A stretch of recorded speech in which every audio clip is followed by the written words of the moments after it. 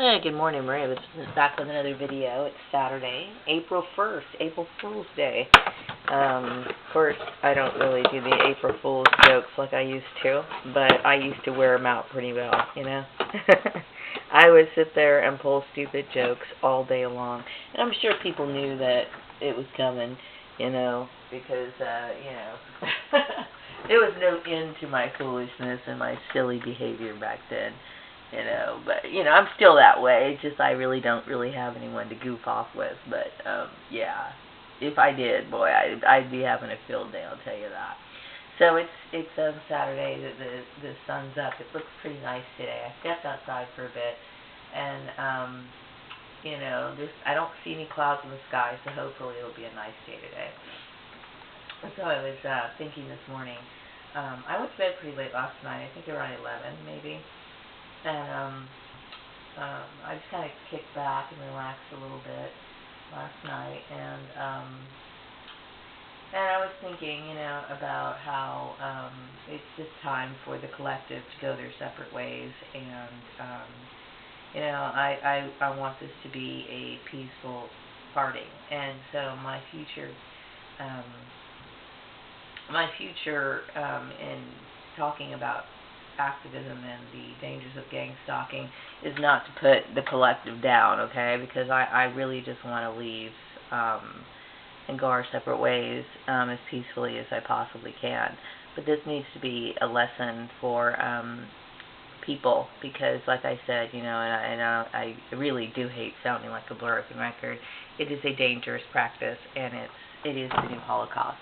As you can see, by looking at my videos, if you look on the right-hand side of the YouTube channel, there's many people who are doing videos relating to this topic, and some people are in worse off conditions than I'm actually experiencing.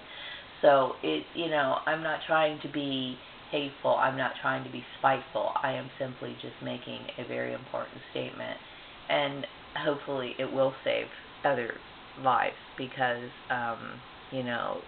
this is a practice that needs to stop. And my reasons for completely separating from the collective is because, like I said, it is an issue that, in my mind, it is unforgivable. Taking in consideration of how long this program lasted, the behavior of the people, and the very reason why it got started in the first place. All of it is something to be, it's enough. It's enough to, and it's justifiable for me to not want to have anything to do with these people. So, yeah, so, it's my hope that, going in the future, that employers and just people in general, hopefully will stop it because, to control the life of another person and to destroy it, it's wrong, okay? It's wrong. And I wanted to talk a little bit more about kangaroo courts because this is a situation where you get people in a community and a little bit more of extended community, because they use social media and they're contacting people outside of town and whatnot. It's a kangaroo court. It's basically, regular everyday citizens deciding to lay out extrajudicial punishment on a person, and the punishment is not justified. The only punishment that I could have possibly deserved, okay, would have been a divorce from Piggy, okay, which really at this point I realize that is not a punishment. It is actually a form of deliverance, okay, and I don't hate Piggy. I don't. I really do look at him as a person who is just the product of his environment. However, you know what? I realize, that, I'm happier on my own. I am, okay? And I don't want to ever have to deal with somebody, somebody in any way, shape, or form trying to have some sort of say or manipulate situations, okay? If people are in a relationship, everything needs to be said, directly. And, I knew that there was an issue. His mom didn't like the fact that I didn't believe or buy into her belief system when we first got together. But, she just kind of kept her mouth shut and continued to let us get married, which is really stupid. But anyway, my point is that, none of this was explained to me that, I'm supposed to live out a certain way or I'm supposed to do a certain thing or whatever.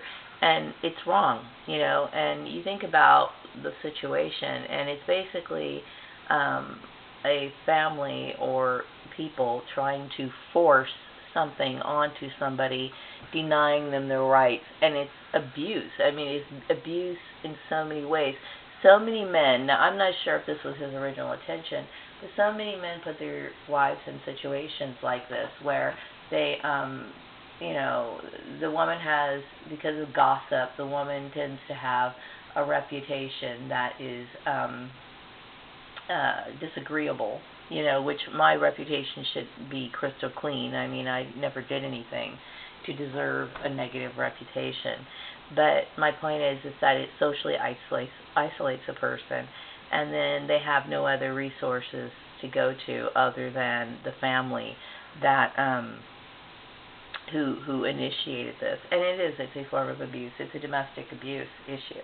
And, it does shock me that people didn't see that for what it was. So instead of actually assisting somebody who is in an abusive situation, they escalate it, they completely participate it, and that's what's so shocking about it. And I hold my family, my blood relations, responsible for it. I do. I hold them responsible for it.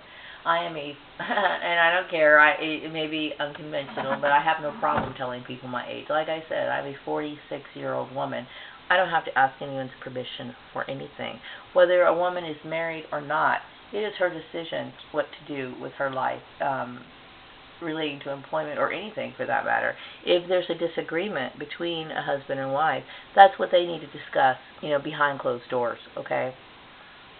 So we have extrajudicial punishment, meaning people who are not qualified to even have any say or any right to have any say in my life at all. And they feel as though they have this sense of entitlement to redirect my life, to direct my step, and it's wrong. It's wrong. And like I said, there's so many other people who are sitting in this program with their lives destroyed.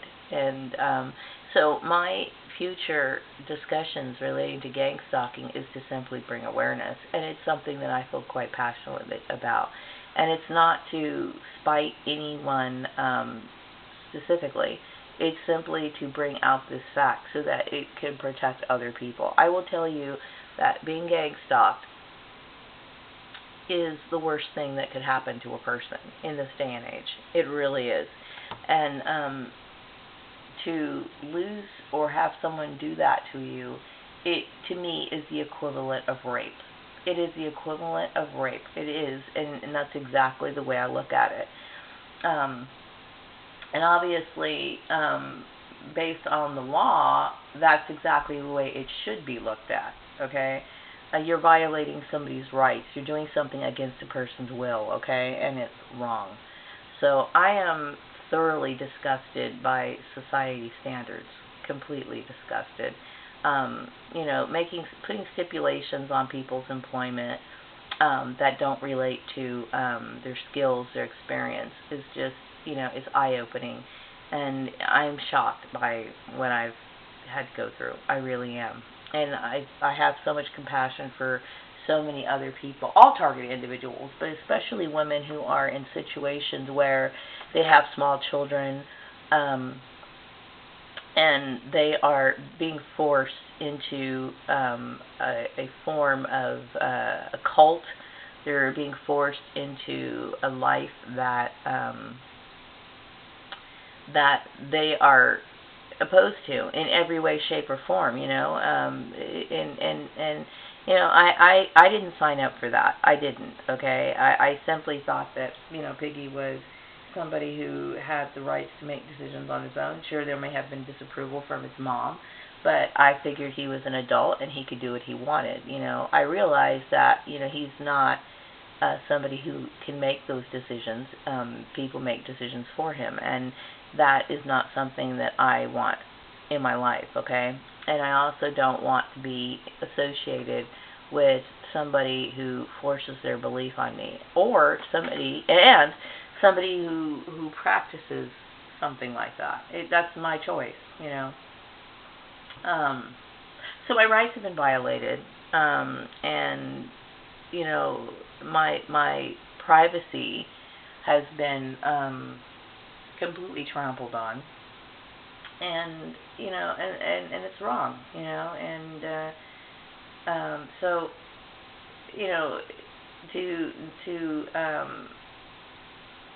I still find this situation something that needs to, this topic, a conversation that will never end with me. It will never end. Even if I was to win the lottery, or if I was to become a millionaire overnight, it is something that I will never support, ever. I will never support it. Now, I realize that, like I said, this is and I will never myself participate in any form of extrajudicial punishment, meaning that I will never find myself among little, cliques and committees, busybody committees that feel as though they have some sort of say-so in what people do. I understand people want to have importance. They want to feel like they have something to control. Well, you need to control your own life, okay? And if you want to have a place in government or be in a position where you make decisions, then number one, you should stick with the law, and you should find some sort of career in law enforcement in some way, shape, or form. And maybe you can make the world a better place, if that is, of course, if you live within, or you operate within the guidelines of the law. But the everyday average citizen has no right to interject their personal opinions and their beliefs onto somebody else. They just don't. And that's my point, you know what I mean? I would never want to be a part of anything like that, not in any way, shape, or form. And that's basically how it should be. This is a cult.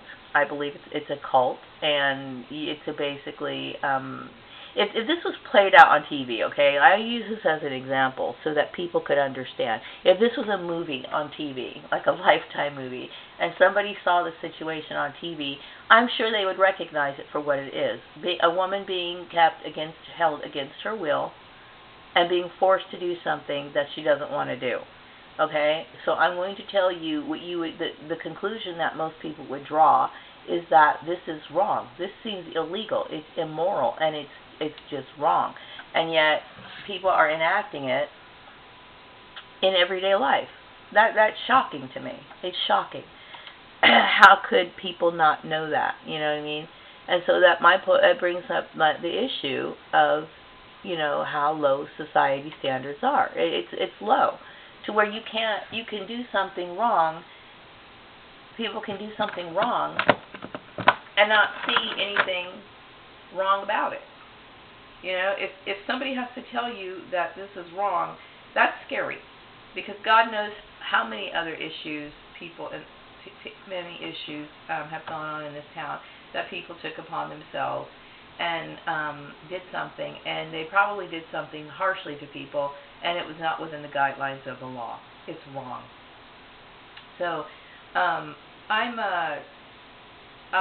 hoping that people's eyes will be open, and I don't know if there's any other targeted individuals here in Bakersfield, but you have to take and stand up for yourself. You have to take a stand, because this is just an outrage. Okay, you don't have to take it from people. You don't have to take it from employers.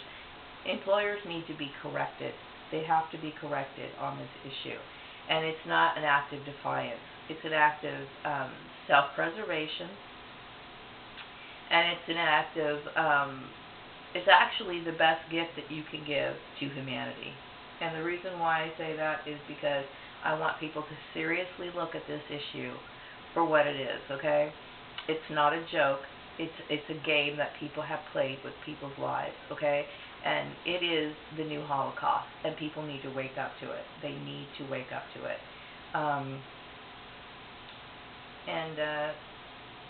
I think that's pretty much all I wanted to say. I think the collective should scatter. We should go our separate ways in peace, and that's the way it should be. Because I have no interest in having any association with the collective whatsoever at all. Okay, because I'm so disgusted by the behavior. I'm disgusted by it to where there is no hope of ever reconciling. Ever. I have no desire to reconcile at all.